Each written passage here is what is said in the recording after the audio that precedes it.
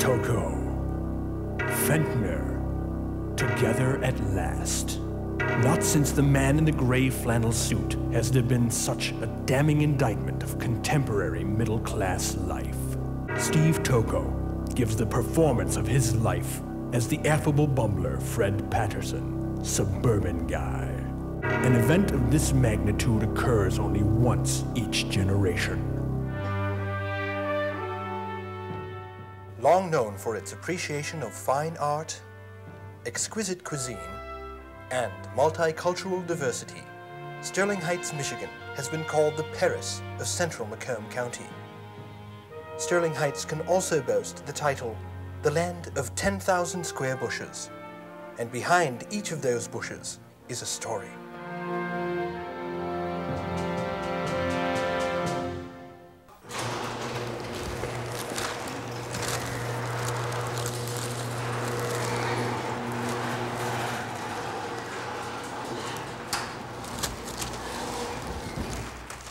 Hi, my name is Fred Patterson, and I want to thank the producers of this documentary, The Suburban Experience, that's what they're calling it anyway. I want to thank the producers of this show for allowing me to help you to realize your own American dream.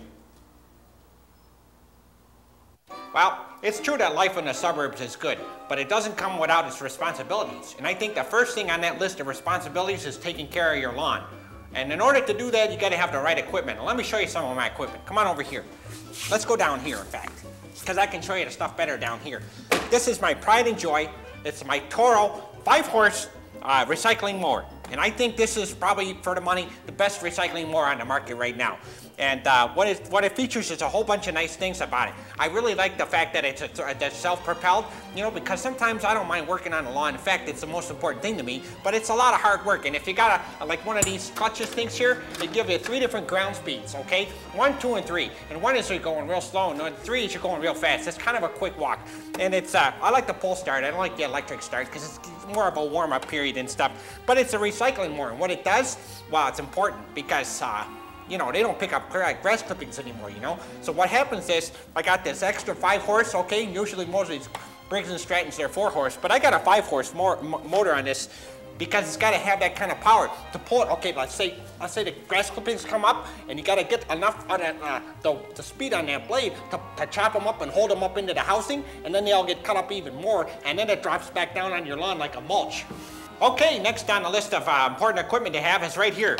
It's a line trimmer, okay? And I use this a lot. I start out the whole process with line trimming, you know? And what I do is use it as an edger, okay? An edger goes all the way around the sidewalks and all around the other stuff out in the front, like I got some nice landscaping. I like to accentuate that by line trimming. And I wear my safety glasses too, because a couple years ago, while I was doing this, a little pebble came up, hit me right in the eye. And I left this big, like a red, bloody kind of thing there, and I had to go to the doctor, and he told me, you know, put those doggone eye pieces on, you know, because otherwise, you know, you're gonna get this all the time.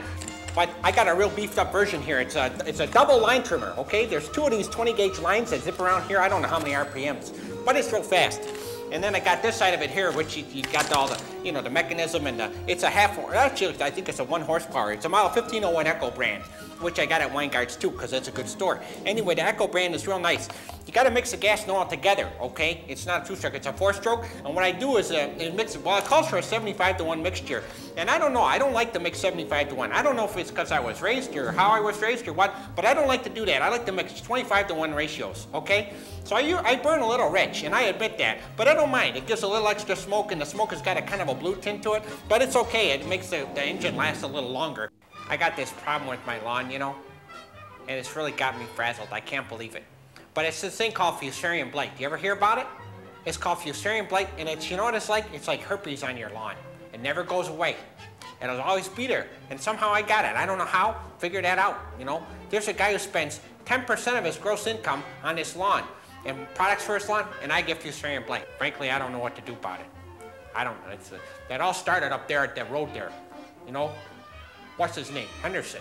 That guy in the corner, it started on his lawn, you know. And what happens is it moves its way down from lot to lot, and as one guy's got it and one guy doesn't, one guy's got it. Well, I got it, you know, and I talked to another guy down the street, and then the guy next door to me, he's got this fusarium blight. It all started with Henderson. We're ready to kill the son of a bitch. We want to hang him. Remember I told you about that disease called fusarium blight? That's like herpes for your lawn. Well, this is it right there. And it starts out in this little patch. A lot of people call it ringers, too. People call it ringers or fusarium blight or just plain old blight. I call it fusarium blight because that's what it is. But anyway, what it is it gets you a little ring patch and tears into your lawn, and it spreads all over the place. I got a little patch here, I got a little patch over there, and it's starting to spread over the whole damn lawn. And it's really got me flustered. I don't know what to do about it. I tried to put that diazinon on, I tried to put something else on.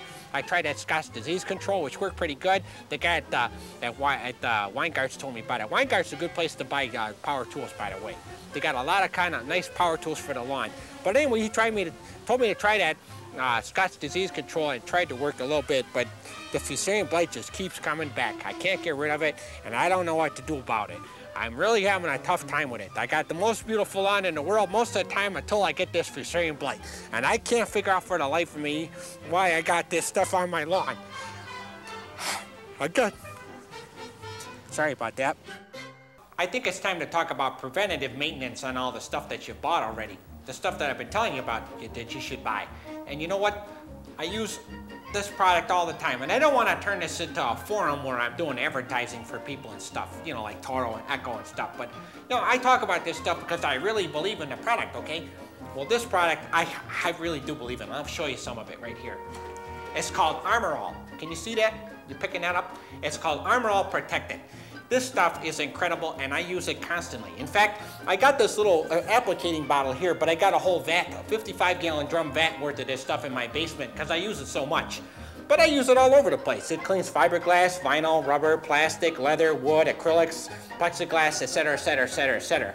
And the Armor All Protector, it protects against ozone and oxygen and ultraviolet rays, and it's stuff that cracks and makes all your plastics harden and dulled and all that stuff. I use it all the time. I mean everything, no matter what the piece of equipment is that I have. I use this Armor All and right I'm done. Because, like I said, it's important to keep stuff looking good. Okay, you bought it, you take care of it. You want to keep it looking good. Armor All is the best thing to have. In fact, I caught hell not too long ago from the wife because I was using it on the kids' plastic dishes. You ever see those plastic dishes? We buy them over there at wherever, the Kmart's or something. But it's plastic, you know, it's hard plastic. Well, they get real dull and stuff from the dishwasher, and I'd use Armor All on that. But she told me I guess there's chemicals and stuff on here that might be dangerous, so I stopped doing that. But anyway, Armor All is incredibly, incredibly important to your needs. In fact, like I says, I use just about anything. In fact, I always like to do the can itself when I'm done. One more thing about Armor All. The wife used to think I was nuts for using this stuff all the time, until the day I used some of it inside the house. You know, and I used it on the plastic slip covers and the plastic covers on the lampshades inside the house. They haven't looked that good since the day they were sealed. Well, since that day, she's been a convert. She uses Armor All the time, too. Well, I hope the work portrayed in this program doesn't keep you from reaching and realizing your suburban dream. Because I'll tell you something, when it's all said and done, at the end of the day, it's all worth it. Sitting out here in the best room in the house, my garage, with all the creature comforts that any man could want, right here at my beck and call. And maybe we'll see each other again sometime. But as for now, I got a movie I'm going to watch in just a couple minutes called The Lawnmower Man. I haven't seen it. I'm really anxious to take a look at it. I'll finish reading my paper, but like I says, maybe we'll see you again sometime. So until then, this is Fred Patterson saying so long. Bye-bye, everybody.